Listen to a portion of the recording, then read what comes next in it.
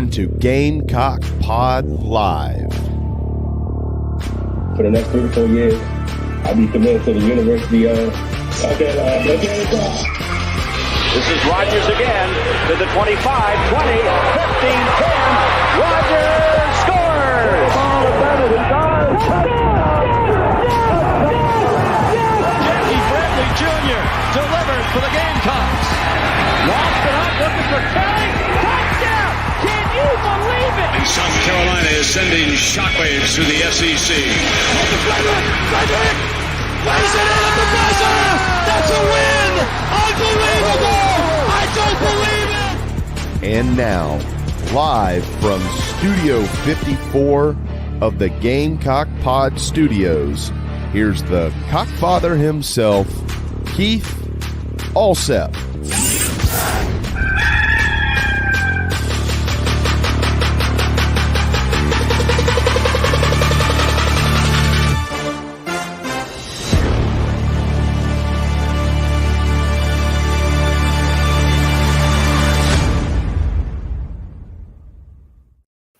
All right, everybody, welcome into Gamecock Pod Live for March the 6th, the year of our Lord 2024, episode number 1430, where it is Quarter Zip Wednesday. Lot on the line for Lamont Paris men's basketball. The game is a sellout tonight. Hopefully there's some kind of whiteout, garnet out, blackout, something. Hopefully it's just nuts and too much for Tennessee. We've got a lot. We're going to talk about that a lot with my guest, Chandler Mack from WLTX, Channel 19 in Columbia, the 2023 South Carolina Sportscaster of the Year. We'll talk a lot of basketball. But as we jump into our Nana's Porch news, notes, and headlines, and also want you guys to jump into the Nana's Porch chat box and leave your comments or questions there. We'll be very interactive today because of Chandler's schedule. Had to record this interview, and so while that's going on, we can chop it up in the Nana's Porch chat box. Today's news, notes, and headlines, and our chat box brought to you by Nana's Porch. Nana's Porch is, of course, a full-service catering company servicing the greater Charlotte area. Whatever your catering needs may be, whether it's a banquet, a wedding, a corporate event, Nana's Porch has got you covered. Spring is coming. Maybe you want to have a big backyard bash with a whole hog barbecue and watch some March Madness. Give my good friend Chris Payne a call at Nana's Porch. Maybe you got an event you want to bring in a food trailer. Nana's Porch voted among the top 3 food trailers in Charlotte according to the local newspaper poll. So go to nanasporch.com, NANASPORCH.com. And as we all know, and there could be some big news coming down the pike here, no spoiler alerts here. But as we all know, Nana's Porch Pimento Cheese voted number 1 and number 2 in the meat and cheese category by the North Carolina Specialty Foods Association. I urge you to support this Gamecock owned and operated business. Give Chris a call. Tell him Keith Alsep sent you from Gamecock Pod Live. All right, so we're going to talk a lot of basketball today, but we're going to start with some football stuff. And that is, let's go back to Friday with the hire of Mike Furry after the Saturday before James Coley left for Georgia. I think there's a lot to like about Mike Furry. He played the position He was a walk-on at Ohio State, transferred to Northern Iowa, is in the Hall of Fame there, was an All-American there, was an undrafted free agent who played 8 years in the National Football League. He started at safety in 2005, and then in 2006 went to the Detroit Lions and led the NFC in receptions with 98 catches for like 1,100 yards, a bunch of touchdowns. And then Detroit had the audacity to draft Calvin Johnson in the next draft. He talked about that. He became teammates with Matt Nagy in the Arena League with the New York Dragons, where he was a record-setting wide receiver there. That friendship proved to be beneficial when Matt Nagy became the head coach of the Chicago Bears. He hired Mike Furrey to be wide receivers coach. He spent 4 years in the National Football League with the Bears. They went to the playoffs twice. His wide receiver room got better every year. That was after 2 years as a head coach at Kentucky Christian and his first stint of 2 years as a head coach at Limestone. After leaving the NFL, he spent the last 2 years back at Limestone. And so this guy, he knows every coach in the state of South Carolina, and probably in a good portion of North Carolina as well because of where Gaffney is situated. Folks, let's face it, players are not lining up to go play football at Limestone.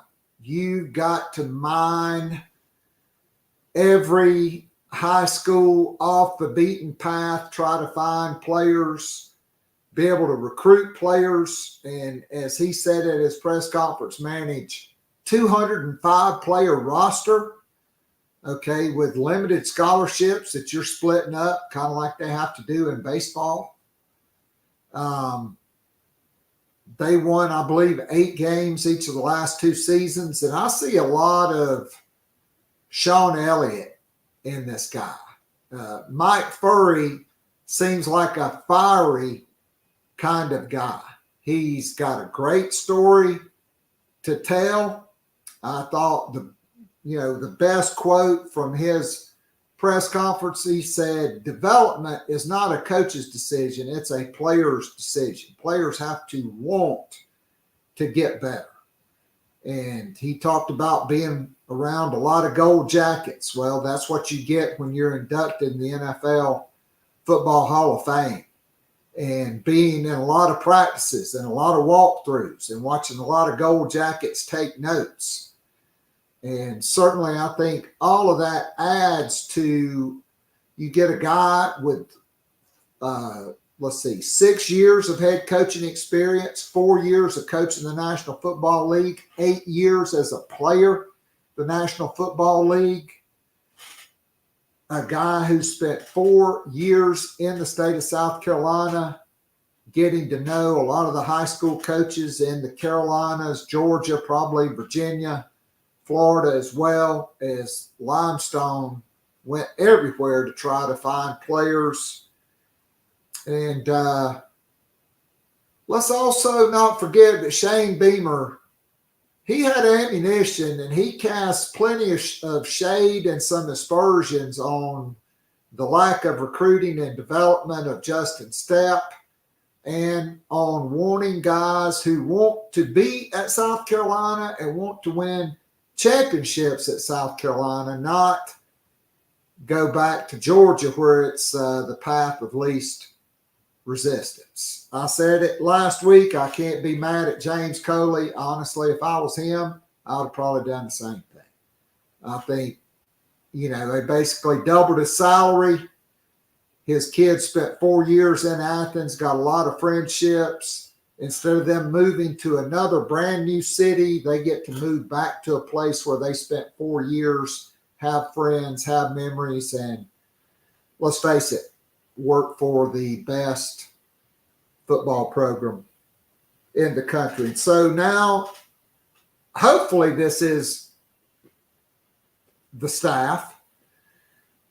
Okay, you got rid of your running backs coach, who was obviously the worst recruiter on your staff, Montario Hardesty. You replaced him with a guy that even James Coley said he didn't like to go up against on the recruiting trail, and a guy that's been a coordinator, that's recruited and coached a lot of great running backs, starting with Kareem Hunt, with Toledo, to Quinshad Judkins at Ole Miss. He's worked for some of the greatest offensive minds in college football. And Marquell Blackwell, you got a big-time upgrade. Okay, you had two guys leave for head coaching positions. Pete Limbo thought it'd be impossible, but you hired Joe D. Camillus, a guy with 34 years special teams experience in the NFL. You know, Shane Beamer also wasn't shy about talking about that $450,000 and then some they got back from James Coley for violating the terms of his buyout by leaving in the first 90 days. You hired Sean Elliott, which is exactly what you needed, which is what Lonnie Teasley needed. Is Sean Elliott going to be the best tight ends coach in the country? Probably not. He'll have a lot of help, probably from Mike Furry, probably from a graduate assistant that Dow Loggins brought with him from Arkansas. But make no mistake about it, Sean Elliott is the run game coordinator, and he will have his hands all over that offensive line. He's going to demand perfection and demand physicality, demand 110% on every rep. And I think Mike Furry, you will see the same thing with the wide receivers, and they got a lot of work to do there. I don't think that roster is set. I think they'll look to add 1 to 2 more wide receivers in the spring. But he's got a lot of young, talented guys. They got some talented transfers. And so it'll be interesting to see the development of that room. Shane Beamer on the On 3 podcast talked about obviously having to be better stopping the run and better running the football. That's why you brought Sean Elliott home, is to help Lonnie Teasley fix that offensive line, and you got a lot of pieces to work with. All right, so I definitely think, you know, you've added 2 head coaches to your staff. You've added another guy with coordinator experience that worked for Dana Holgerson, that's worked with Lane Kiffin, Jimbo Fisher, and Bobby Petrino, and Mike Furry with a head coaching and NFL pedigree. And Sean Elliott, 7 years of head coach. So you added 13 years of head coaching experience to your staff, and some damn good assistants that I think can elevate the play of the offense and the special teams at South Carolina. Next Wednesday will be South Carolina's Pro Day. They'll start off in the long family operations. They'll do the bench press. They'll measure guys, their height, their weight, their wingspan. They'll then go to the Steve and Jerry Spurrier indoor practice facility, where they'll go through the combine. They'll go through the vertical. They'll go through the short shuttle, the 3-cone drill. They'll do positional, specific individual drills for NFL teams. 15 current, and well, all of them are former Gamecocks, some coming back, but 5 Gamecocks at the NFL Combine. And some of those guys definitely improved their stock there, namely on ESPN.com, when you looked at who were the biggest risers from the quarterbacks, wide receivers, and running backs. Spencer Rattler and Xavier Legette's names front and center. Spencer Rattler had an effortless throwing motion, and the ball came out of his hand with accuracy. He measured at 6 feet, 211 pounds, consistently showed he can control the ball with touch, but also crank up the velocity when necessary, making multiple standout passes. According to one ESPN analyst, he is Rattler's favorite developmental option at the position and could sneak into the bottom of the second round, but probably a third rounder. With Xavier Legette, they knocked him for the slow start at the Reese's Senior Bowl. Matt Miller said he had even dropped him outside of his top 50 after the practices did not show the burst you saw on the game tape, and he measured 6'1" instead of 6'3". But after the 4.39 40 at 221 pounds and a 40-inch vertical and a 10.6 standing broad jump, the explosiveness and the testing matched the game film. He is climbed back up the board and looks like a true first rounder. And then today, Field Yates ranks his top 50 NFL prospects. Spencer Rattler Xavier Legette coming in at number 31. Here's what he has to say about XL. Legette is a big play waiting to happen, showing excellent explosion and run after the catch skills. He was one of the biggest risers during the 2023 season and flew at the NFL Combine, turning in a 4.39 second run in the 40. After just 42 catches in his first 4 seasons, he hauled in 71 catches for 1,255 yards and 7 touchdowns. And then I think Matt Miller in his, this is Jordan Reed's 2-round NFL Combine, or NFL mock draft, I should say. He has Xavier Legette going to the Atlanta Falcons at pick number 43 in the second round. All right, baseball. Disappointing weekend. Gamecocks losing 12 innings on Saturday at Segra Park. Then they go up to Clemson and blow a 3-1 lead. End up losing 5-4 to Clemson. They go 0-2, so they've already lost the season series. They bounced back last night with a 7-1 win over the Citadel. They open SEC play this weekend at Ole Miss. We'll have more on that on tomorrow's Gamecock Pod Daily, as well as thoughts on the Tennessee basketball game. Then on Friday, Peyton Titus from Go Gamecocks and the State will preview the women's tournament. We'll talk a lot of women's basketball.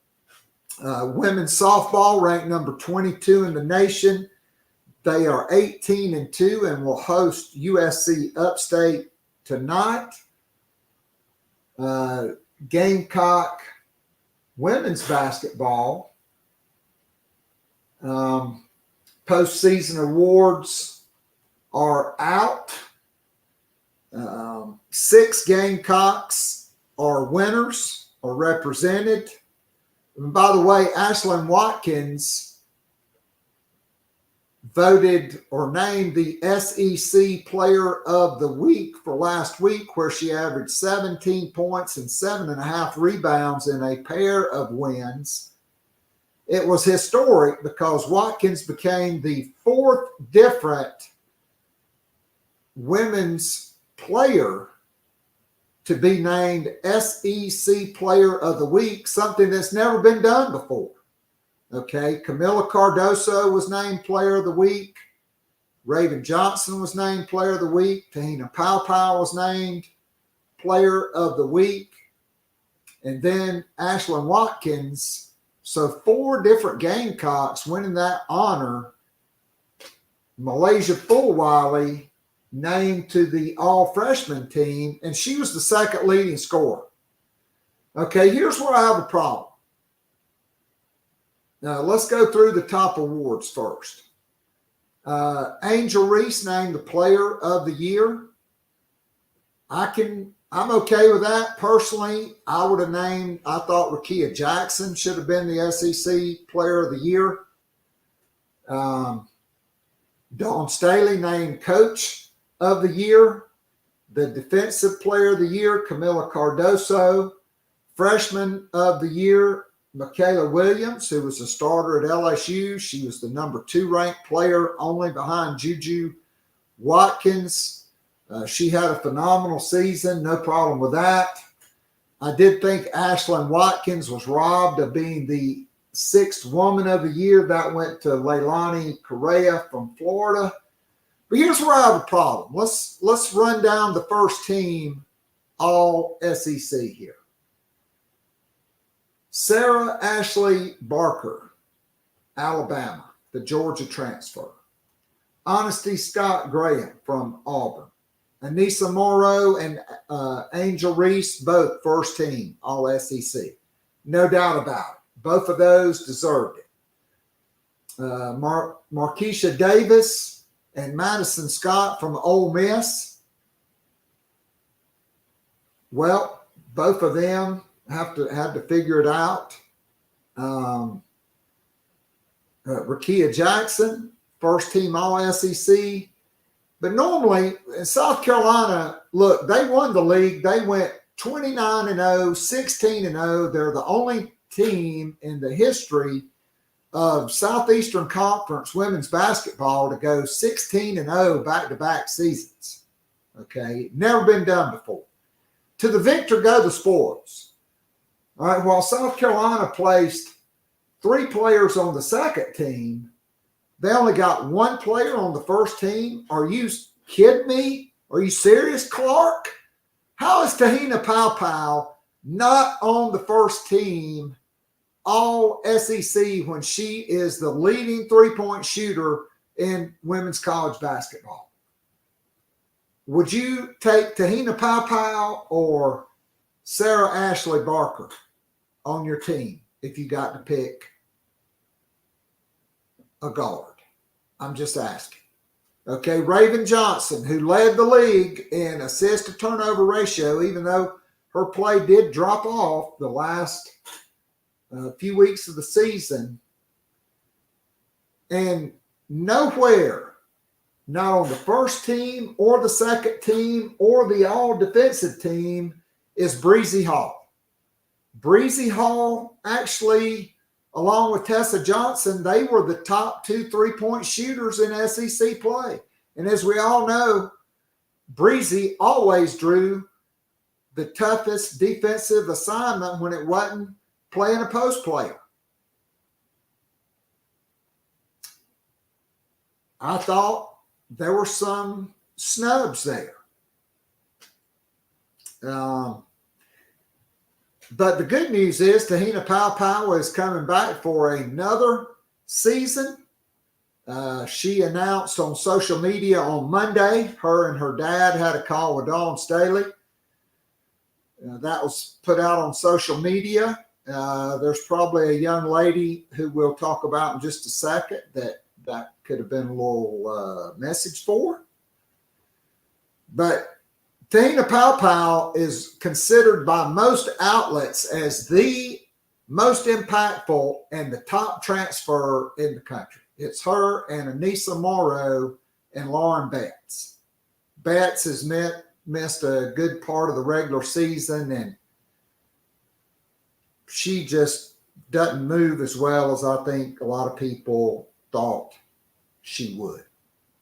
All right, and so tonight is South Carolina and Tennessee at 7 o'clock on ESPN2 with Tom Hart and Jimmy Dykes. Of course, they called that exciting come from behind win over the Florida Gators on Saturday. Gamecocks are 24-5, 12-4 in the SEC. And do you realize South Carolina's won more SEC games this year than they won games all of last year? Lamont Paris, a shoe-in for the SEC Coach of the Year, so you're probably going to have both SEC Coaches of the Year from South Carolina. And look, we'll get into this in my conversation with Chandler Mack. South Carolina controls their own destiny. Okay, if they win out, they are the SEC regular season champions and will be the number 1 seed in the SEC tournament. That's what's at stake this week. The game will be a sellout. Only 3 players are walking for senior day. Those guys are out of eligibility. BJ Mack, Stephen Clark, and Talon Cooper.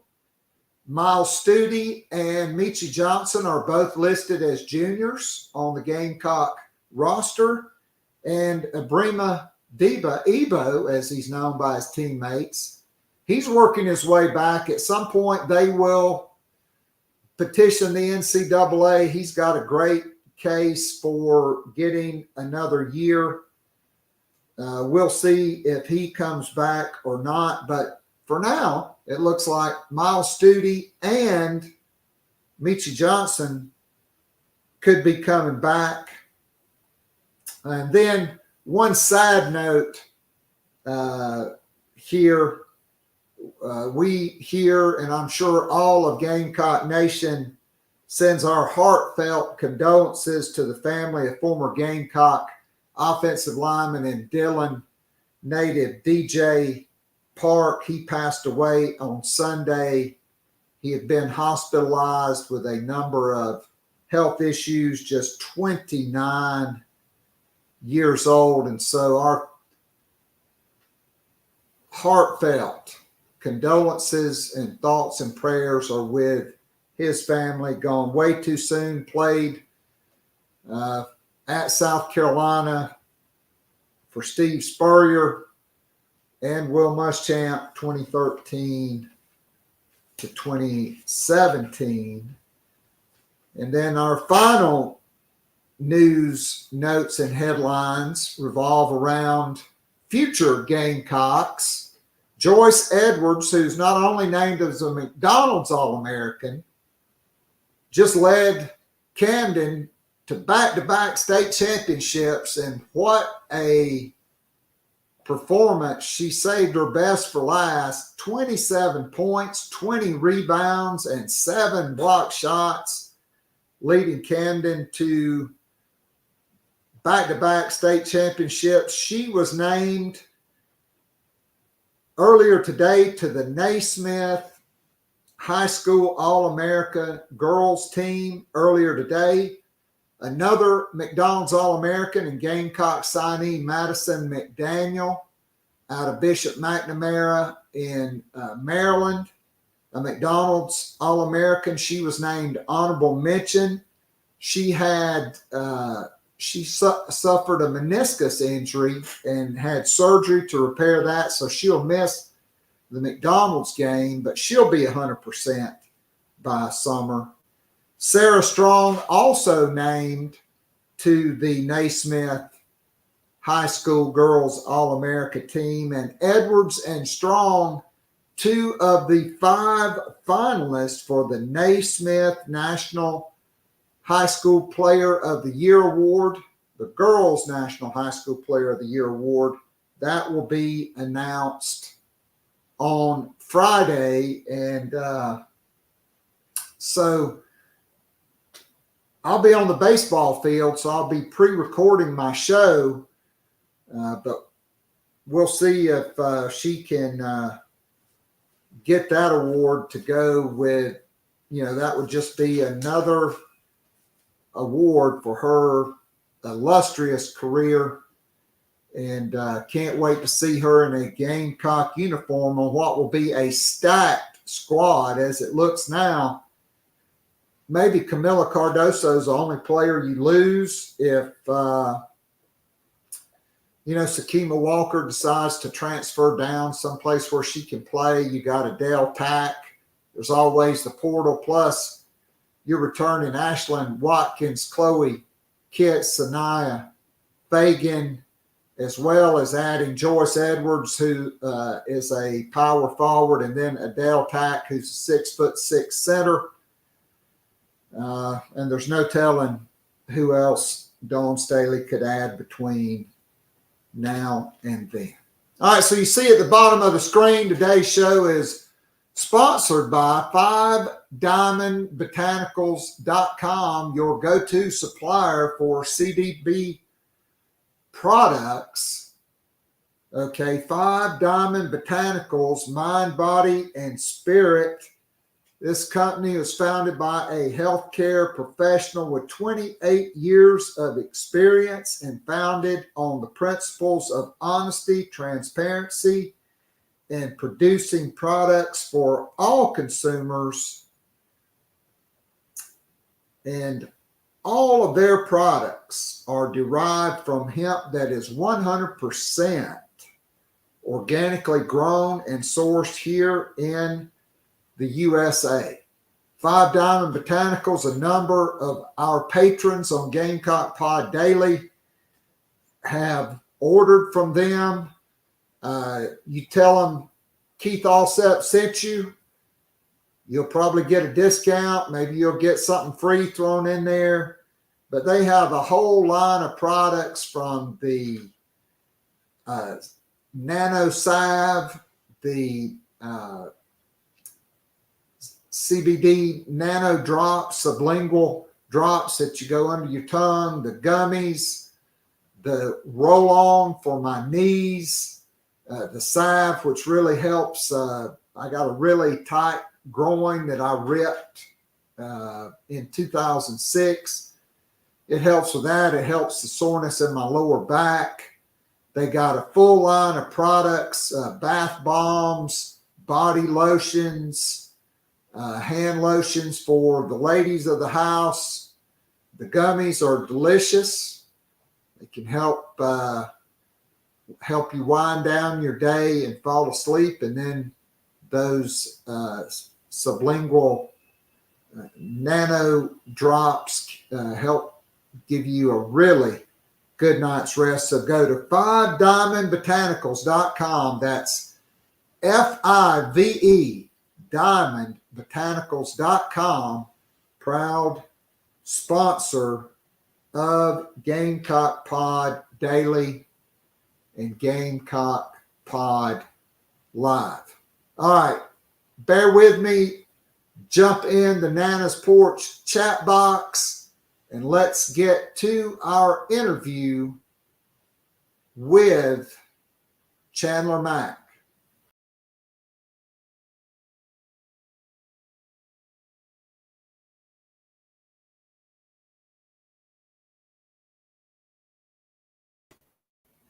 And we welcome back in a great friend of the program, the 2023 South Carolina Broadcaster of the Year, Chandler Mack at WLTX. And it is Quarter Zip Tuesday, and it's the final week of the regular season. Can you believe the SEC season has just flown by like it has? I can't, Keith. Yeah, I mean, it feels like yesterday, when we were just, the season was starting and, everything was going on with like football, right? And it was like the cross season between football and basketball. And now all of a sudden we're in the cross season of basketball, softball, and baseball. It's pretty wild to see, but it's definitely exciting times. And the fact that both basketball teams for South Carolina at least are good again is just giving a lot of buzz to the city that it hasn't had really, since the Final Four year in 2017 with both basketball teams. So that's definitely exciting. No doubt about it. And so this team picked dead last. I mean, basically like the media said, okay, it's like a mule in the Kentucky Derby. You're coming in dead last, 14 out of 14.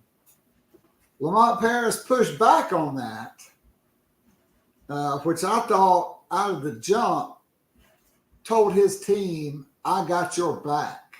Yes. All right. But now we fast forward to today. South Carolina is in sole possession of second place in the Southeastern Conference. Okay. They are 12-4 in the league. And they control their own destiny. 24-5. Nobody had that on their bingo card. Not at all. 12-4 in the SEC. Tennessee is 13-3 in the SEC. South Carolina controls their own destiny. You went out, you're the SEC champs. You're going to be the number 1 seed in the SEC tournament. Who thought that was possible? Yeah. Exactly. 3 months ago. Not a single person, Keith, including myself. Now, I knew for a fact that when I saw they were picked to finish last, I was like, that's pretty disrespectful. I mean, you look at the other teams in the SEC, especially the bottom teams in the SEC. I figured the Gamecocks were better than them just off of the guys that they brought in through the transfer portal, the Miles Studies, BJ Mack, even Stephen Clark early in the season. He started the freshman that came in with Colin Murray Boyles. I figured, okay, this team should be at least 500, right? And then also Michi Johnson coming back as well. But none of us, right, like you said, could have predicted 24-5. And literally you are just 2 wins away. You control your own destiny. If you win out, you're SEC regular season champions. No one thought that coming. I think it's a testament not only to the hard work that the guys have put in, the players have put in, but the coaching staff as well, getting out there on the recruiting trail to get guys to buy into a program that last year only won, 11 games, right? And a program that, because of, what happened with Gigi and how that turned out, you really didn't know about Lamont Paris and what he was trying to build at Carolina. But they were able to still get guys to want to come here and buy into what Coach Paris was telling them and selling them. And everything's, turned out great. And like I said, it's a testament to the hard work of the players, hard work of the coaching staff, and Coach Paris. I think if you look at all, I know there's a lot of names in that hat for National Coach of the Year, but a 13-win turnaround as of right now. It's what Lamont Paris has on his resume. No other coach in the country has anything like that, and while playing an SEC schedule. I mean, I don't know if there's – you help me out, Keith. I don't know if there's another coach in the country that has a resume that great this season to be eligible for Coach of the Year. And it's exciting. Like I said, it's just wonderful to see both basketball teams for the Gamecocks be good again. And with the Gamecock men now having a chance to win the SEC regular season title and, like you said, be a first seed in the SEC tournament. I mean, that's just big time stuff. And they definitely, they're a lock. It was funny. We talked to Coach Paris on on Tuesday, and we were like, yeah, you're a lock for the NCAA tournament. He was like, oh, fingers crossed. Like, he's still thinking, okay, well, I don't know, but Coach, you're good. You're going to make the tournament, the big dance. And it's just really awesome to see. No doubt. And so, Chandler, this was all the setup because this begs the question, is tonight the most important or the biggest men's basketball game that has ever been played in Colonial Life Arena? Okay, the last time the Gamecocks won the SEC, Eddie Fogler, Lethal Weapon 3, basically, with Melvin Watson, BJ Mack, Larry Davis. That was at McGuire Arena where the teams now practice. Yep. Right? Mm-hmm. But at Colonial Life Arena, you have number 4, Tennessee, rolling in, who is 26-3. Yep. Number 4 in both polls, potentially.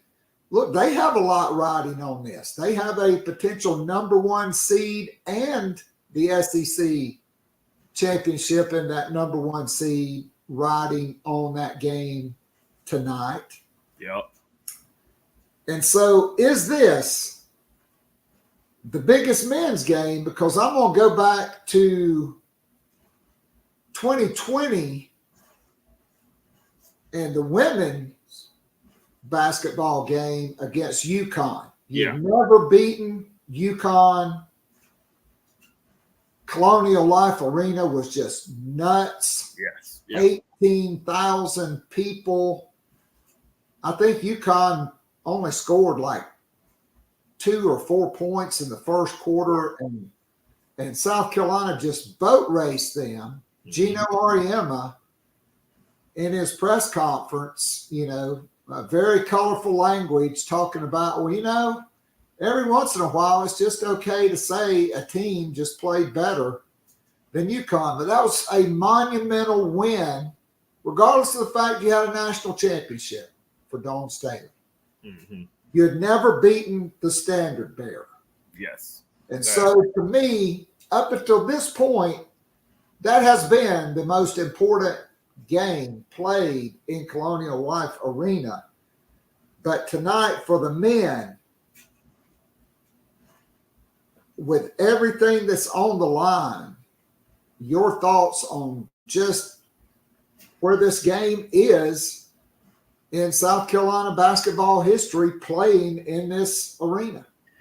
Yeah, I think playing this arena, Keith, I think you kind of hit the nail on the head. It's the biggest game, definitely for the men, right? I mean, I think, for the women, it was facing UConn in 2020 with everything that was riding on that. It was, you felt like, okay, this was the year that they could beat UConn. That year was the season that they could do it with everybody they had, with Ty Harris, Leah Boston, Zia Cook, right? Kiki, Herbert Harrigan. You figured, okay, this was going to be the year they could do it. And then they did it. And the way they did it, the fashion they did it, it was amazing. I mean, it was one of the greatest atmospheres I've ever been able to experience. But I think, tonight, like you said, number 4 Tennessee, the fact that you beat them already this season, right, in Knoxville, and then they're coming here with a chance to win the SEC regular season titles, still on the line, and you in Carolina still controlling your own destiny. Yeah, this is the biggest game that they've had. I mean, the only other game that I kind of think, okay, would kind of equate to it was when they played LSU in 2016 when Ben Simmons was there. But you knew LSU wasn't going to do anything in the tournament. You knew Ben was going to be the number 1 pick, but that it wasn't like this, right? Where everything's on the line. Well, not everything necessarily, but a big chunk of what you really have worked towards this season. One of your big goals for this season is on the line against Tennessee, who's, been one of the, as far as like Kentucky, Tennessee in the SEC, they're always up there, right? In the SEC, they're always one of those teams. And now if you beat them, not only do you beat them and you still have a chance to win the regular season, the SEC regular season title, if you win out, well, if you beat Mississippi State on Saturday, but you also have a chance to get your first sweep of Tennessee since 2017, which of course was the Final Four season. So I think just being able, with all of that on the line, I think for the men, this is the biggest game they've ever played at Colonial Life Arena. And I'm excited to see what they're going to do with it. Well, I mean, no doubt about it. This is huge. And so if you go back, South Carolina opened the season with that win over Mississippi State at home at noon on CBS. They go on the road to Alabama. It gets away from them in the second half. By the way, Alabama's, even though they're probably not going to win the SEC, they're still playing for a 1 seed because of their net ranking. Mm-hmm. But when you go back and look at it, and I want to say is the most important game of the year, but going on the road to Missouri, because nobody after the season they had last year saw them being like a bottom feeder this year in the SEC. Yeah. But you got that road win in overtime, but then you come home and squander it. And to me, that's really was a huge turning point for South Carolina, because they started going back to early season practices with fundamentals, with boxing out, rebounding, finishing possessions, working on them. And they started a 7-game SEC win streak at Arkansas. Now, we all know by now Arkansas doesn't like physical play. Well, at least not on the basketball court. Yeah. But you dominated them 77-64. Then Kentucky comes in with Shepard, with Wagner, with Big Z, who we had just seen play his first game, hitting threes. They're number 6 in the nation, riding high, and you put an absolute beat down on John Calipari's team, 79-62. Mm-hmm. And you follow it up with another win over Missouri, and everybody says, well, all right, we've arrived. We're going to be ranked. Well, guess what? You weren't ranked. Yeah, it's crazy. And then for the second Tuesday in a row to end January, which is a great month. That's my birthday. Hey. So you beat number 6 Kentucky on January 23rd on a Tuesday.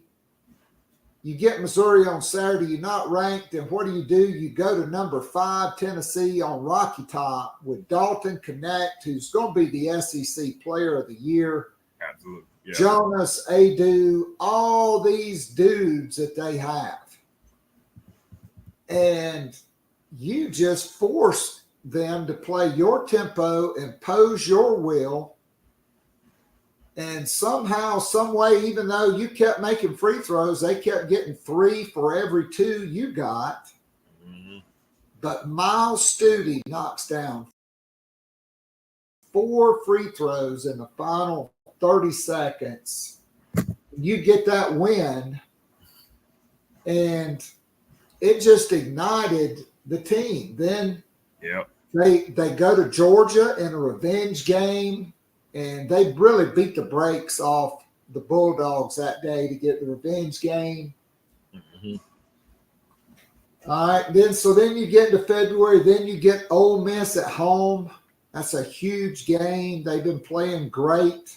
You jump out to this huge lead, and then Alan Flanagan happens, and dude starts making every single mid-range jump shot he takes, and you hold on, you get the win, you beat Vanderbilt, you ascend to number 11 in the nation. Everybody talks about this huge game against Auburn, at Auburn. Yeah. And you get run out of the building. I mean, the game was over. I mean, it's like the Celtics and Warriors. Yeah, literally, it was just like that. I was really thinking that. Yeah. No need to even play the starters the second half. No Right? need. Like, it's over. You get beat 101-61.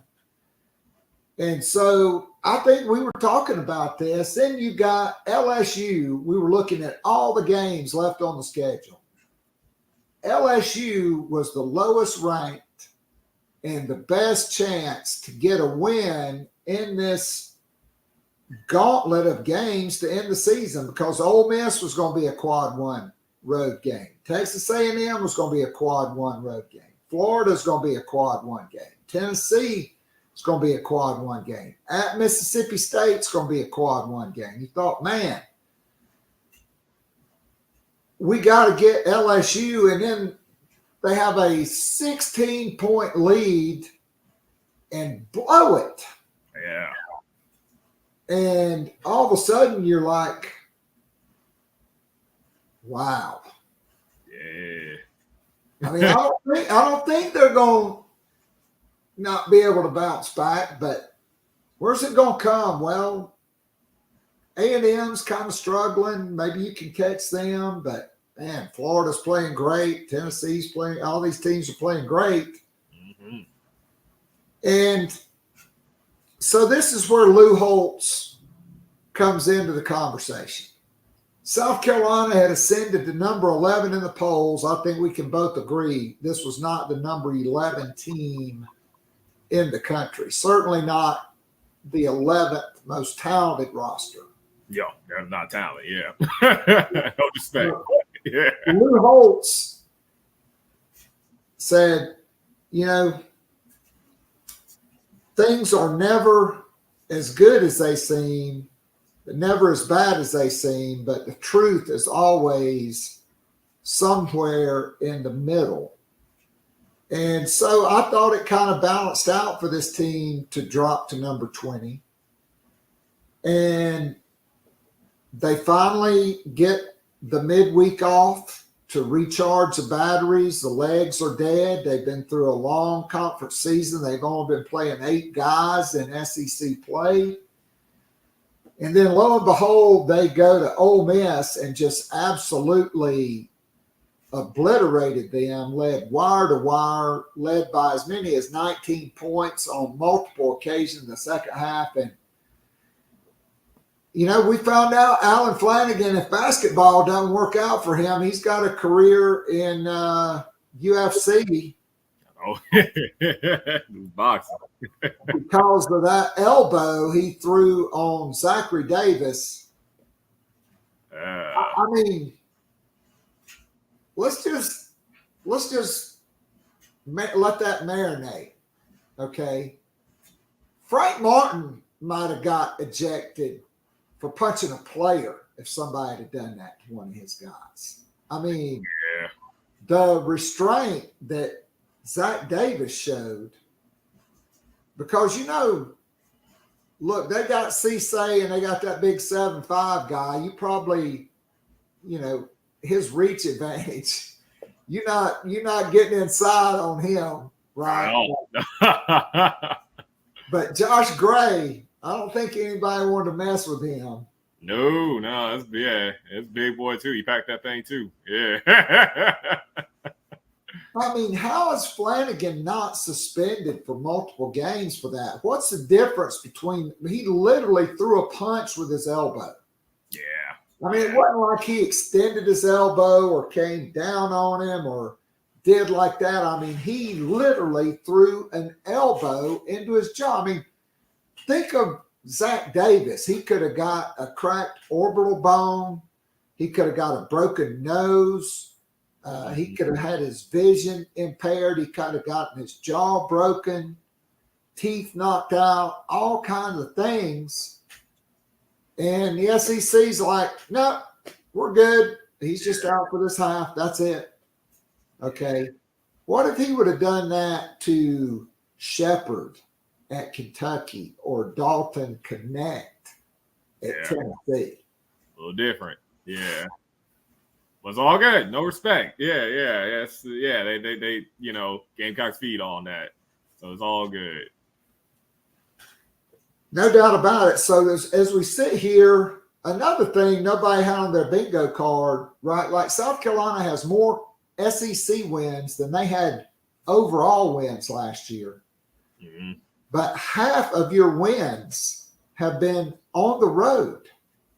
Exactly. In the SEC, 6 SEC road wins, starting at Missouri, Arkansas, Tennessee, a revenge game at Georgia, Ole Miss, and then you go to Texas A&M. You got a 13-point lead in the second half, and you're kind of cruising, right? And then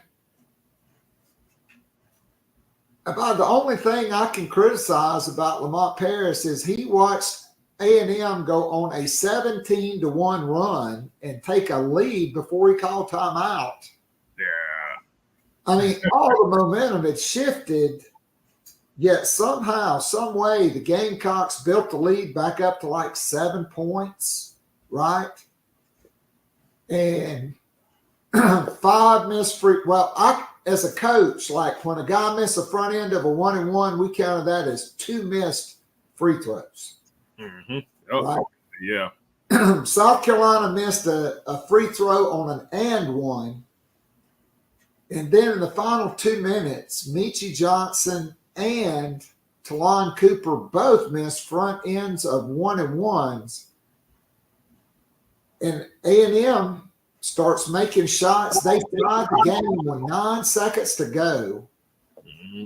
To his credit, Lamont Paris does not call timeout, which I agree. When you have a veteran team, I'm not letting the defense change, right? Because you don't know. They may change to a 1-3-1. They may trap the inbounds pass. Number one, you're not guaranteed of even getting the ball back in if you call timeout.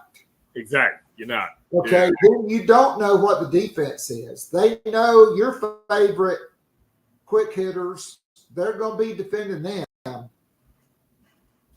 You just go into chaos, right? Because they're excited. They just tied the game. Meechie Johnson dribbles right down the middle of the court. Everybody's spaced. The defender comes over. Zachary Davis cuts in. You get the layup with 3 seconds left. And somehow, some way, you get that win, right? Like that's kind of like one of those games you could have lost, just like you should have beat LSU. Maybe you could have lost that one. Yeah. But they didn't. And then their reward is coming home and playing Florida, who's the hottest team in the league. And, bro, I got to say, maybe the 3rd most talented roster in the league. I mean, Walter Nolan Jr., are you kidding me? Some of those bigs that they have, they got like 4 guys, 6'10" to 7 feet that are unbelievable. Their guards knock down shots. I mean, Meechie Johnson, only 4 points in the first half. You're down by 10 with like 12 minutes to go. It's not looking good. Yeah. And then Meechie Johnson and Colin Murray Boyles just spur a 26-12 run, and the home crowd. Like I thought the home crowd, Jimmy Dykes really pointed out about the home crowd, how in tune they are with the defensive end of the floor.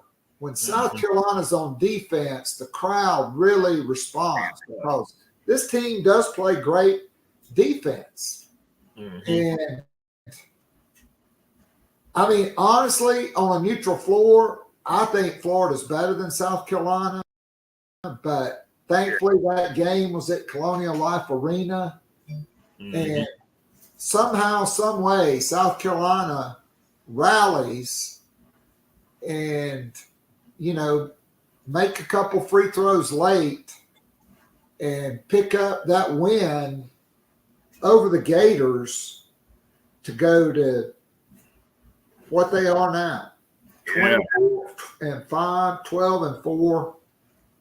And so now it's all on the line tonight against Tennessee. And we know Dalton Connect is the guy. How do they slow him down? Well, Keith, I think, it's kind of what they were telling us yesterday after practice. You really can't do much to slow him down. You kind of know what he's going to bring to the table. He's going to probably be SEC Player of the Year for a reason. He's probably going to go in the lottery in the NBA draft for a reason. It's going to be tough to stop that.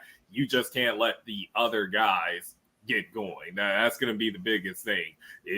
Connect is going to do his thing. If he gets, Vici said it yesterday, if he gets, the last game he had 30 points, took like 24 shots to get that 30 points. I think you'll live with that, right? So that's just kind of got to be your mindset. Just don't let the other guys get going. Now, the first game, when the Gamecocks beat them in Knoxville, Tennessee did miss a lot of shots, but the Gamecocks missed a lot of shots too, right? So that they usually make. So I think, that should balance out. I think the biggest thing is just you let Connect kind of do his thing. You make it tough for him. Don't make it easy for him. But you got to stop everyone else that Tennessee has. I think if you do that, you'll give yourself a great chance to win. Yeah, I mean, you look at that last game, Jonas Adu, he was in foul trouble much of that game. He's normally a walking double-double for them. He only had 6 points on 2 of 8. Connect, 31 points, but 24 field goals to get there. And the guy's a phenomenal free throw shooter. And he missed 4 free throws at home. Yeah. Which you really don't see. Zakai Ziegler, 0 for 6 and 0 for 4 for 3. Santiago Vescovi, who's a guy who's played more games than anybody at Tennessee. He only had 10 points. In fact, he was the only other Vol in double figures. Josiah Jordan James, just 2 points in that game. I mean, South Carolina did a phenomenal job holding Tennessee to just 2 of 11 from 3. And I mean, they only shot 36% for the game, only 60% from the free throw line, and only 5 of 21 from 3. I mean, granted, you didn't shoot it great either. 19 for 56 and 10 for 29. Yeah. But really the difference was 15 for 18 from the free throw line. Yeah. I'll say that, yeah. The free throws. Yup. Changed everything. And so here's another thing. Like, we've not seen very many good BJ Mack games lately. Like, he has really been struggling. I said this at the start of the season. There were going to be some very bad matchups for him. Yeah. And let's face it, he hadn't got to play. You don't get to play Missouri and Vanderbilt every week in the SEC, right? Last game against Tennessee, 4 for 15, 1 for 8. He did make 7 of 8 from the free throw line. Michi did not play well, but Talon Cooper was just the man, right? Like, even against Florida, it seemed like every shot he hit was just like the biggest shot until Michi took over down the stretch. But I mean, Cooper, 4 of 5 from downtown in the last game at Rocky Top. He really kind of controlled it. You had good Miles Studi, who is available off the bench tonight. He was 3 for 3 from downtown and 4 for 4 from the free throw line, all at the end of the game. Yeah. And so, I mean, I got to think it's going to be a sellout tonight. Oh, absolutely. Yeah. I don't know if they're having a blackout, a whiteout, a garnet out, but I'm having something, right? Yeah. They need to. I don't know. Yeah, I don't know if they put anything out yet, but yeah, maybe they're waiting until like today to let people know. But yeah, I mean, they need to do something. Just like, because I think it's just a mental thing for me. If you go into an arena and you just see all the fans, one, they're all yelling and all of that, real excited for their team. But if they're wearing all in unison, wearing like the same color, I think it just does something, not only for the visiting team, like, oh my gosh, yeah, we're about to go into this like big time environment, but also for the players on the Gamecocks, right? Where it's like, yo, everybody is with us. We got this, right? I think it's just a different sense. So I'm hoping they do something like that because I think, you need as much of a competitive advantage and competitive edge as you can in a matchup like this. And I think that would definitely give you one. Well, we know Dawn Staley will be on the floor. Yes. She'll be lead. She'll have her white towel to lead the crowd in the sandstorm. She'll be with it. Yep. I mean, it's a big week. Look, we don't know how this week's going to play out. You could go 2-0 and win the league. You could go 1-1 and you still might win the league. Yep. You know, but you play it one game at a time. Tonight is a huge game. It's also senior night, which I hated senior night as a coach. In my years of all the senior nights, you never know what you're going to get, but generally you just never know how bad it's going to be.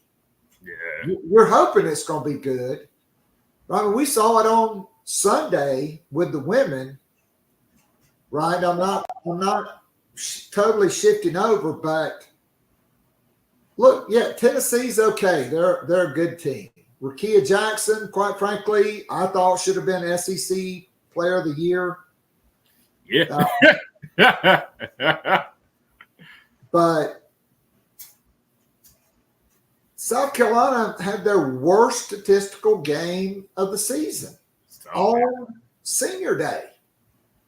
And senior days are just weird because of all the emotions. And, you know, we know this is Miles Studi's last year. It's Stephen Clark's last year. It's BJ Mack's last year.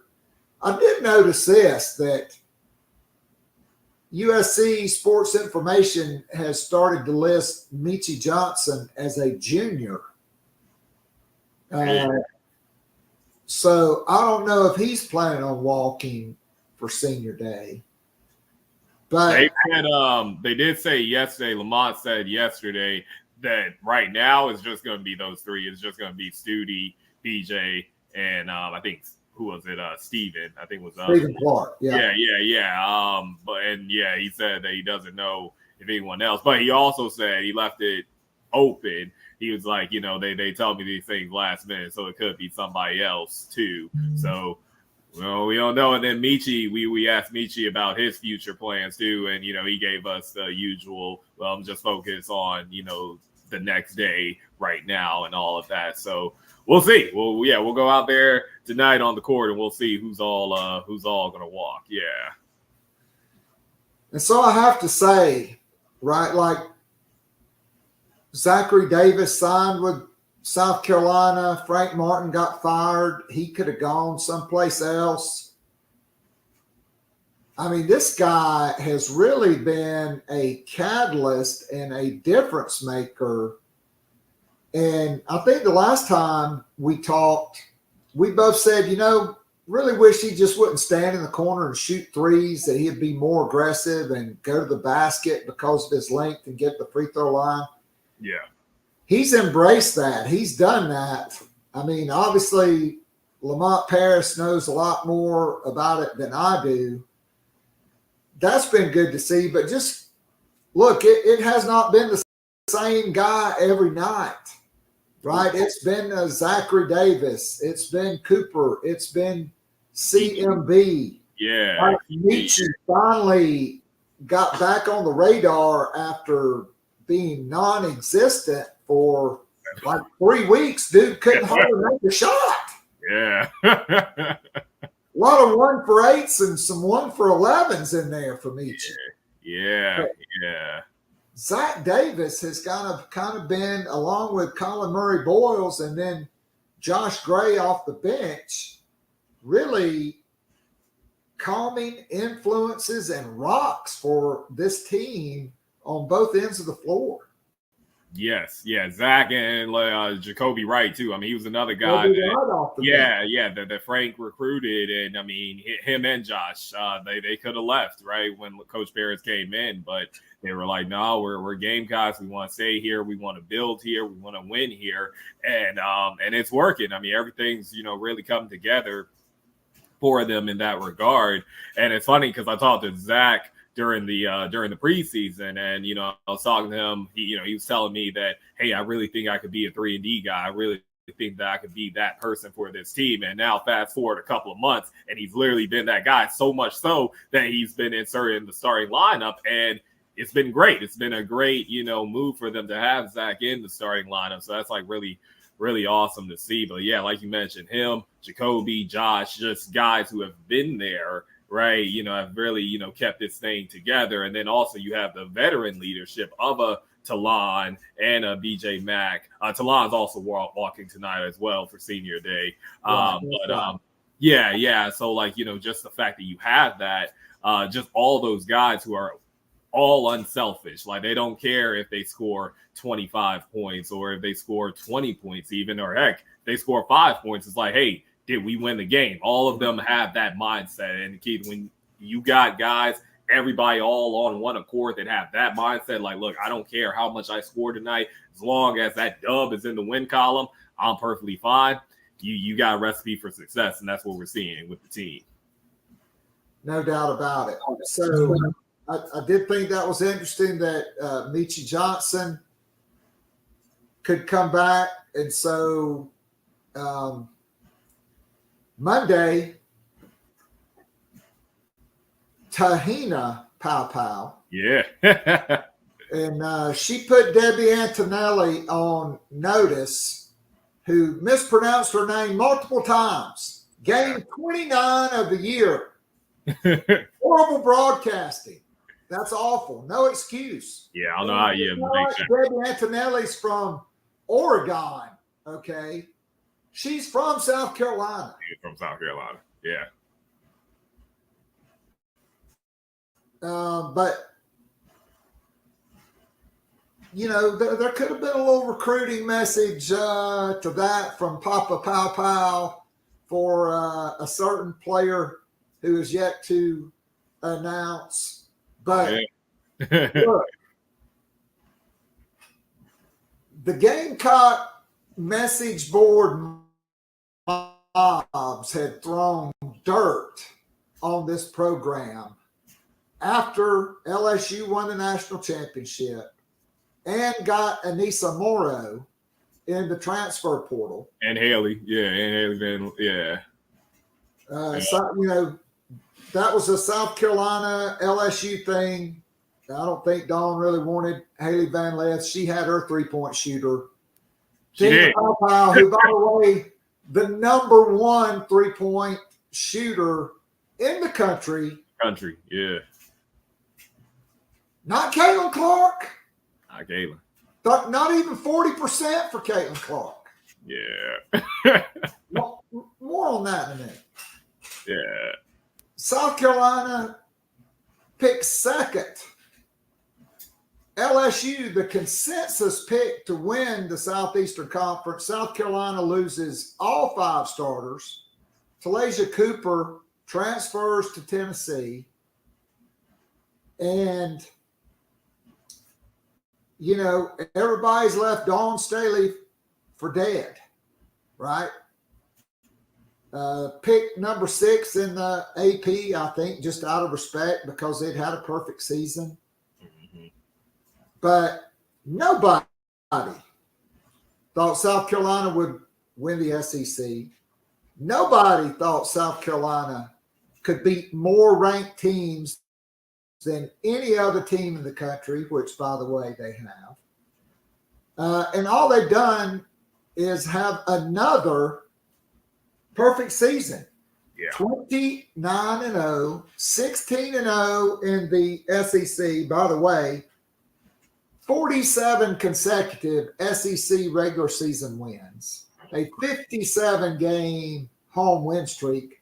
The only team to ever go 16-0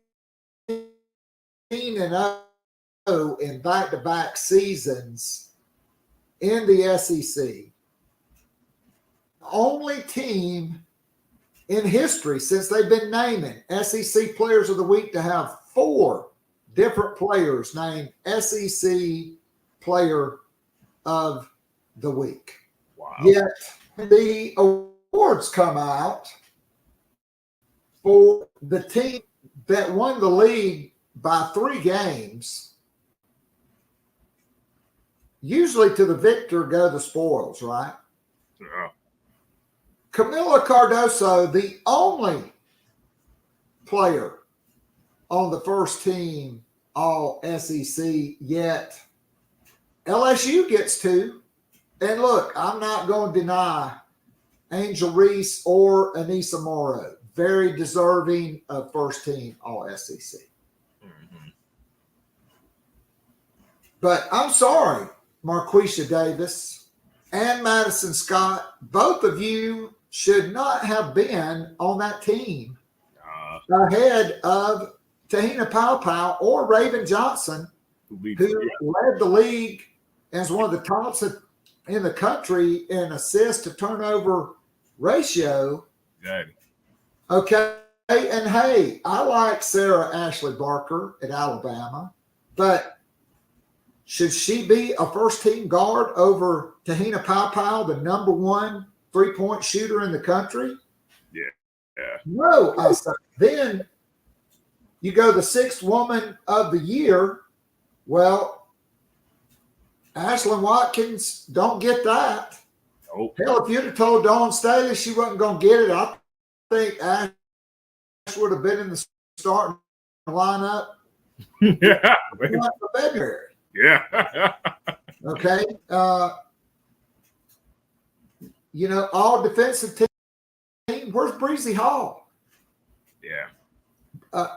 Breezy Hall, if you look at this team in SEC play, Breezy Hall, not Tina, well, it was actually Tessa Johnson led the team in 3-point shooting in SEC play, 47%. But Breezy Hall better than Tina Powell in SEC play. Granted, this was a team. Nobody averaged more than 14 points per game. You had Malaysia Fulwiley, who I think only started 2 games. She did start because I think Raven and Chloe Kitts were out too late celebrating her birthday. Mm-hmm. Yep.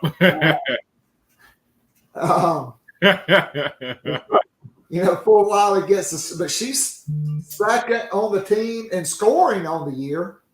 She's not even on the second team All SEC, just on the All Freshman team. Yeah. A few slights there, my man. A lot of slights, Keith. Yeah, a lot of slights. But I mean, I think you gotta, if you're the Gamecocks, you gotta embrace that, right? I mean, everybody slided to you in the preseason when they said, okay, well, this is a rebuild year for Don Staley and the team. We'll pick them 6th in the AP poll. We'll pick them 2nd in the SEC, just out of respect. And then you literally put everybody on notice, first game of the year, beating Notre Dame, who was number 10 at the time, by 30 points, right? And then you follow that up with 28 more wins. And really, outside of what, Keith, maybe the LSU game, and there's like one more in there that I'm forgetting about now, but there really wasn't a game where you really thought, oh, wait, they might lose. Like, they really could lose. Every game they played this year, you knew they were going to win. They were going to find a way to come out on top. And I think that's a testament to just Coach Staley and her coaching staff, and then the players too, like wanting to prove everybody wrong, wanting to for Raven Johnson, right? She had that meme where, Caitlin Clark waved her off at the beginning in the Final Four game last year. She took that personal. She got in the lab. She worked on her shot, and she became a pretty reliable 3-point shooter. Same thing with Breezy Hall. Got in the lab, worked on her shot, and like you mentioned, ultimately behind Tessa Johnson as far as the 3-point percentage in SEC play. And again, it's a team, right? And maybe that's why they got slided in the awards, is because, everybody on this team pretty much ate at different times of the year. Everybody was able to figure it out and have success. But I think Ashlyn Watkins definitely should have been 6th woman of the year. She leads the team in blocks. I think she leads the conference in blocks. Leads the SEC in block shots. Yeah, leads the SEC in block shots. Like, as a 6th woman, like as someone who came off the bench for a lot of the season. And when she did start, she averaged 12 points and like 12 rebounds, 3 blocks, and 2 steals. Literally did everything on the court when she did start, right? And she did that when she was coming off the bench too. How she didn't win 6th woman of the year, I'm not sure how that happened. But knowing Ashley, she's gonna be like, okay, it's all good. I'll just show y'all why in the SEC tournament and the NCAA tournament as well. But yeah, crazy. 29-0. No one saw it coming. Even Coach Staley didn't see it coming. And she says it's wild because they don't practice well, right? And then they just go out there and they dominate teams and have a plus 20 margin of victory average for the season. It is really, really awesome to see. But yeah, man, I mean, they're a team. They're just a team, and I think maybe that's why they got slided in the awards. But it's all good. It's no discredit to who they are and what they represent as far as being the definitive, not even no questions asked right now, best team in the country. Well, I mean, there's no doubt about it. I mean, every other team in the country, Power 5 team, has at least 4 losses. South Carolina is the only undefeated team in men's or women's college basketball. Yeah. Okay. At least on the Power 5 level. I mean, I don't know if, somebody in the American Northeast is undefeated or whatever, but look, I mean, the media coverage of Caitlin Clark, the proclamations, I mean, they make it out like the sport is literally going to die when she plays her last game. And then the WNBA will overtake the NBA as the number 1 sports league in the country. Okay. They go out of their way to make apples to donkeys comparisons. Okay. I'm sorry. It's not the same. Caitlin Clark and Pistol Pete Maravich. Okay. My mom grew up with Pete Maravich when Press was the coach at Clemson. Hell, when Pete was an 8th grader, he had his own goal in their practice facility. Nobody could shoot on that goal, and he would scrimmage with the team. Yeah. He was unbelievable in high school. Mm-hmm. But this dude scored ever how many, 3,667 points in 83 games. 3 years he could play. No 3-point line either, yeah. 3 years, couldn't play as a freshman. No 3-point line. Yeah. Dude averaged literally 44 points a game for his career. Crazy, man. Like, what? Don't tell me that her breaking his record in her 130th game is the same. It's not the same, especially when she gets to push off every single time. Look, I'm not denying her talent. Aaliyah Boston will probably be the happiest player. Oh, she's going to be so happy. That Caitlin Clark is going to be on her team. Although she may never see the ball again. There is that possibility. Yeah. But, right? She's going to create space because, look, she can shoot it from the logo. And really, she's the Will Rogers of women's basketball. She's never met a shot she didn't like because she will take sometimes 30, 35 shots per game. Yeah. Everybody knew she was going to break that record. Everybody knew Iowa was going to be a top-ranked team. They were ranked number 3 in the preseason poll. I went back and made sure of that in my research for this. Mm-hmm. Everybody knew this was the eventual outcome of what was going to happen. And so, to me, this was not the biggest story of the year in women's college basketball, even though the media makes it out to be for multiple reasons, and we all know exactly why some of them are. Mm-hmm. Okay. If it was Madison Scott from Ole Miss breaking Pete Maravich's record and the all-time record, it would not have got near the coverage as Caitlin Clark. Yeah. Let's call it like it is. But it's nauseating. I mean, yeah, she's not the greatest women's player of all times. Okay. Yeah. She's not Cheryl Miller. She's not Diana Taurasi. She's not Maya Moore. Yeah, it's a lot. Yeah, Maya Moore, right? Like it's a ton. It's a ton. I mean, she's up there. I mean, we put her top 10 maybe, but it's like she's up there. She's up there, but not. Yeah, but it's it's crazy. I mean, just to like think about like the coverage she gets. But I mean, for me, Keith, it was like when I saw her drop, what was it, 44 in the Final Four against South Carolina, and I was there in Dallas. I saw that. I was like, man, yeah. She a problem. I mean, yeah, that's different. Because I was like, I said all week, I was like, no, there's no way. There's no way she's gonna be able to do all of that. She'll get 30. I was like, she'll get 30, but it'll take like 35 shots to get it. She dropped 44. I was like, whoa, and they won.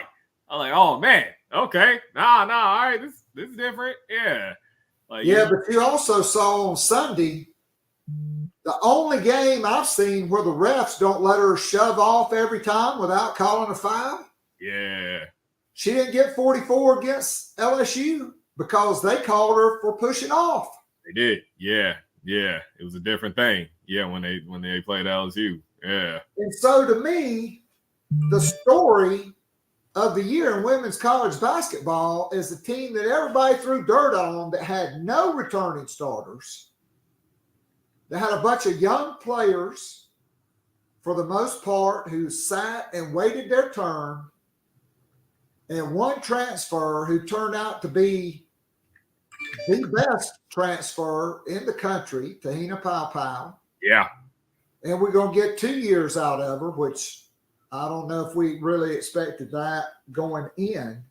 Nope. Yeah.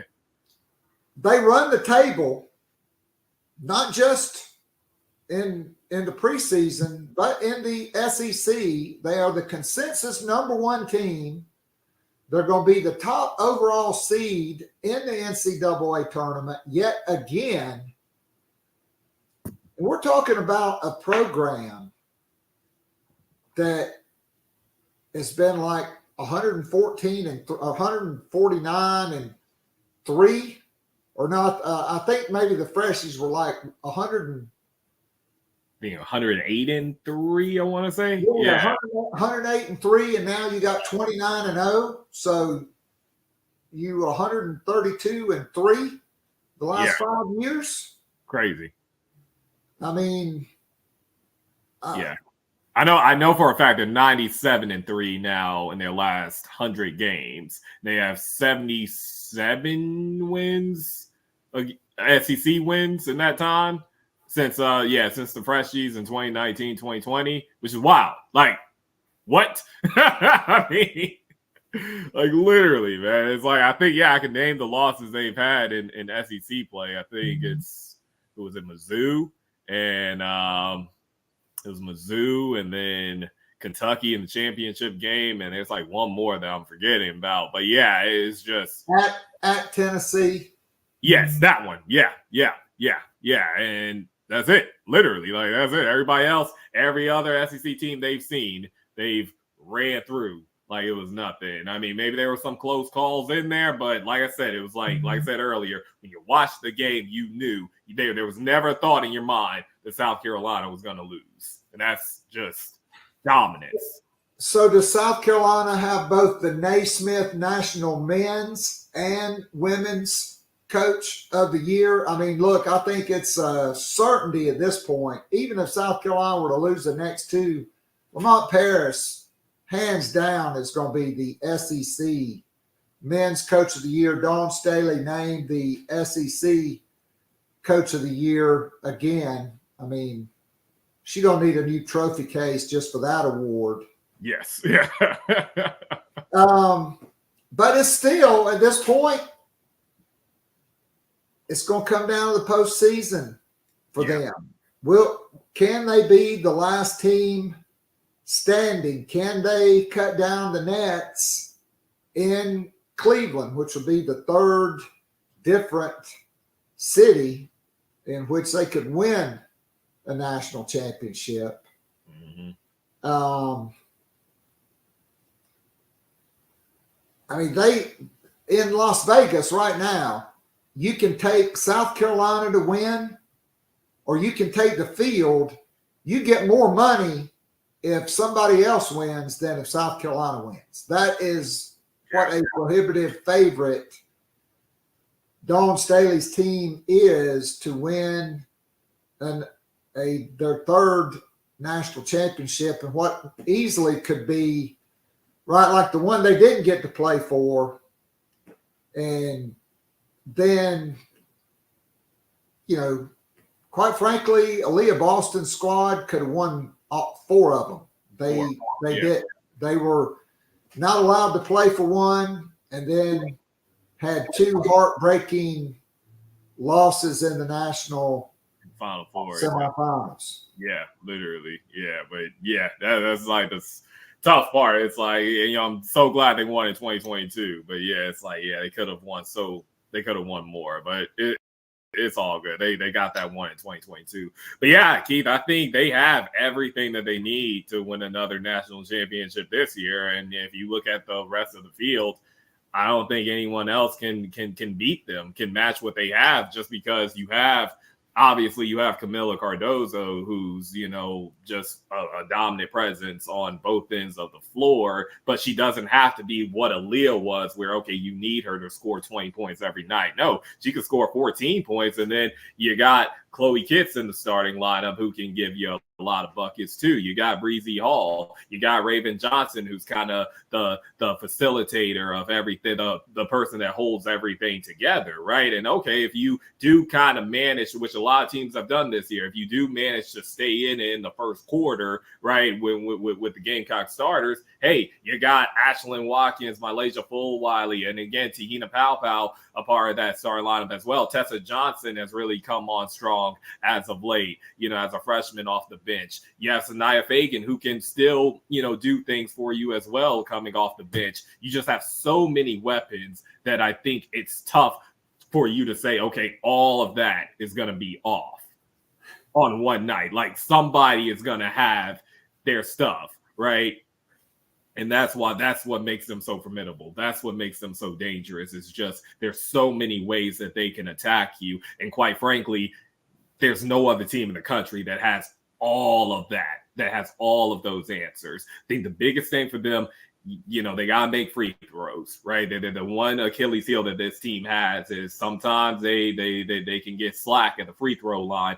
And that can ultimately, when the game is tight, when it's a postseason scenario where it's a one game and you advance for one game and you lose, you got to make those free throws. That's what's going to matter, right? Like, ultimately, the 3-point shooting and, shooting in general, that'll probably balance itself out, right, when you're playing a good team. But the free throw shooting, those little things, right, that's going to be the difference. And that's the one thing that they just got to make sure they do right. If they do that, yeah, I think we're looking at a third national championship for Dawn Staley and her team.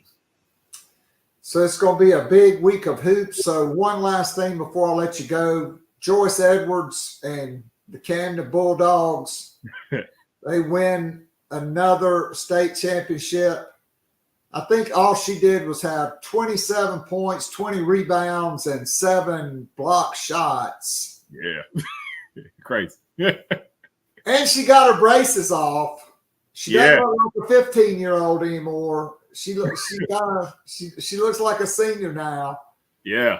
But obviously, I'm assuming you guys had some coverage on that. What's it been like to watch her this year, and what do you think she brings to South Carolina next season? Oh, man, Keith, it's been wonderful. Not only watching Joyce this year, but I've been covering her since she was a 7th grader playing on varsity, right? So it's really been awesome to watch her journey and just see her now, being one of the top players in not only the state, but the entire country has just been absolutely wonderful. And what does she bring to the table? You said it, in the championship game, in her last game, like, and everything's already signed, sealed, delivered. She's going to South Carolina. She can go in this game just coast, right? But yeah, she did it. She I think she played every minute up until the final like 2 or 3 minutes when they had everything wrapped up, because I was there. Up until like they had everything wrapped up, she came out the game, and you said it: 27 points, 20 rebounds, and 7 blocks. And the way she scored that 27 points, she makes the game look so easy, right? Because it's like, okay, you tell her, hey, try to shoot a jumper. She could do that. Okay, hey, here's the ball, at the top of the key. We need you to get to the basket. She can do that. You give her the ball in the paint, and ask her, okay, get down on the block, make a move. She could do that. She brings everything to the table, and it's wild. And like, I'm so excited to see what it's going to all look like when you got her, Malaysia Fulwiley, and Ashlyn Watkins, all players from the Midlands, all on the same court at the same time. Players who have probably came up together playing against each other and playing on the same team together in AAU. All of them on the floor at the same time, along with everybody else, because the Gamecocks are now bringing back so many other players, right? With Tahina coming back, Raven Johnson coming back, Breezy Hall, Chloe Kitts, right? All expected to come back. It's going to be exciting stuff, but she's bringing it all, and she knows that she's going in there, because I asked her about it. Is it winning another state title? It was her second straight state title. I was like, is that going to fuel you as you go to Carolina? And she said it honestly. I'm going there. Everybody on that team's a McDonald's All-American, so I know like nothing's going to be handed to me. I'm not expecting anything to be handed to me. I'm ready to put the work in and help us win another national championship. That's what she told me, and I believe her. When Joy says something, it usually comes true. So yeah, I'm excited to see what she's going to bring to the table, and I'm excited for Gamecock fans, the fans' reaction to it as well. For those who haven't seen her, it's gonna be exciting stuff for sure. We can't wait, Chandler. Man, you bring it like no other. Can't thank you enough for being with us again. Yeah. And big week of hoops coming up. March Madness will soon be upon us. And can't wait to see where it leads for both these teams. But it is exciting times for South Carolina basketball. I know you'll be, and your crew at WLTX will be all over it. Yeah. And again, can't thank you enough, and we'll look forward to catching up with you down the road. Yes, sir, Keith. Sounds good. Thank you as always. Talk to you soon. All right. All right. And that is my man, Chandler Mack from WLTX. Love it, no doubt about it. A lot of people already talking about the sellout crowd. People are nervous for tonight, but hey, man, South Carolina is playing with house money. Okay, nobody predicted them to be in the position that they are in today. And quite frankly, nobody picked South Carolina either until they started making believers out of people. LSU dominated the entire offseason. Oh, we got Angel Reese coming back. Oh, we got Haley Van Lith coming in. Oh, we got Michaela Williams. Oh, we outbid you for Anissa Morrow, allegedly, in NIL money. Allegedly gave her extra money not to visit South Carolina. Dawn Staley says, okay, I got pow. We're good. What happens? South Carolina goes to LSU, takes them down, knocks off more ranked opponents than any other team in the country, wins 47 consecutive SEC regular season games, the first team to ever go 16-0 in back-to-back seasons, the first team to ever have 4, not 1, not 2, not 3, but 4 separate players named SEC Player of the Week. 29-0, unanimous number 1. Every other men's and women's basketball teams got at least 3, and in women's, they all have 4 losses or more. South Carolina, 0 losses. That's why, to me, this is the story of the year. 5 new starters, a freshman class, 1 transfer, okay? And really, Raven Johnson and Cardoso, the only players that played major minutes. Breezy Hall got a little bit of playing time. Sanaa Fagan, a little bit of playing time. Okay, Chloe Kitt's not much playing time. She went in the starting lineup. Mylasia Fulwiley took the basketball world by storm.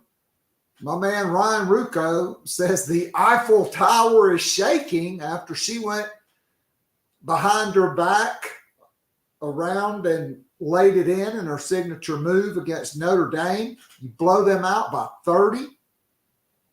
You blow out Maryland. You beat Utah. You beat all comers, LSU, UConn, you name it.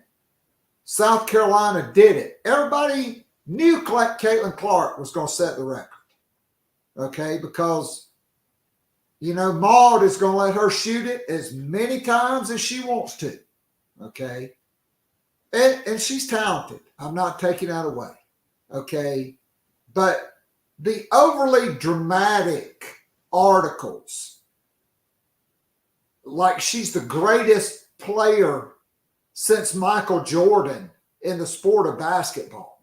I'm sorry, she's not. Okay, we said she's not Cheryl Miller. She's not Diana Taurasi. Okay, she's not Maya Moore. Hell, I don't even think she's Dawn Staley. Okay, Ann Myers Drysdale. Okay, Kim Mulkey, Brianna Stewart. Well, you can name a lot of players that are in the league. Okay, Caitlin Clark ain't them. Okay, I doubt very seriously in her first 5 years she will have the accomplishments A'ja Wilson has. And quite frankly, A'ja Wilson was robbed of her 3rd MVP award.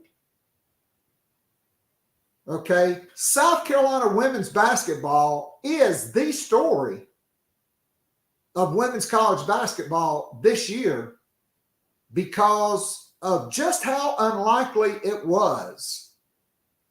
And Dawn Staley gets no credit for being an X and O's coach. Okay, there's a lot more to coaching than X's and O's. Yes, you've got to have players, okay, but you've also got to be a parent, a daycare operator, a psychologist, a counselor, a confidant, a friend, okay? And sometimes you got to be the bad guy. Okay, this team has surpassed everybody's expectations, just like South Carolina's men's basketball team has surpassed everybody's expectations. So in general, South Carolina basketball is the story of the year in college basketball. But in particular, when it comes to Caitlin Clark, very predictable. LSU, all the praise, all the glory, all the picks to win the SEC. Preseason number 1. How long did that last? 1 game. When Colorado took them down in Las Vegas, like I said, Kim Mulkey must have gone on the Liberace tour and hijacked that jacket she wore for the South Carolina game and had Coca-Cola stamped on it. That was the Liberace special. All right. But Dawn Staley and South Carolina women's basketball, at least up until this point of the season, has been perfect. And nobody expected that. And so that will do it for today. Thursday show, we'll talk about Ole Miss baseball series. We'll talk about tonight's Tennessee game, what should be a thrilling game on Friday. Peyton Titus, beat writer for Go Gamecocks and the State, will join us. We'll talk about the team, the awards, and look ahead to the SEC tournament, which South Carolina will most likely play Mississippi State on Friday at noon. And so there's that. And thanks to everybody. I mean, we got record numbers on here right now. I can't thank you enough for taking the time, for being part of history today on Gamecock Pod Live with the largest live audience that we've ever had. And hopefully next week we have even more. So subscribe to the YouTube channel. Give us a like. Give us 5 stars. This will be up on Spotify, Apple Podcasts, iHeartRadio, wherever you get your podcasts. Later today, refer friends to the site. And if you'd like more of this podcast every single day, Monday through Friday, look us up on Patreon, patreon.com/Gamecock Pod Daily. We have our Garnet and Black Town Halls once a week. It's a live interactive Zoom call. That's worth a month's VIP subscription, just those meetings. So again, thanks, special thanks to my guy, Chandler Mack. Got some great shows lined up. And thanks to all of you for taking the time out of your day to join us live. Go Gamecocks, beat the Vols. And God bless you all. I will be back for Thursday and Friday shows on Gamecock Pod Daily and back again next week on Gamecock Pod Live. All set, out. I'm out of here. Have a fantastic rest of your day.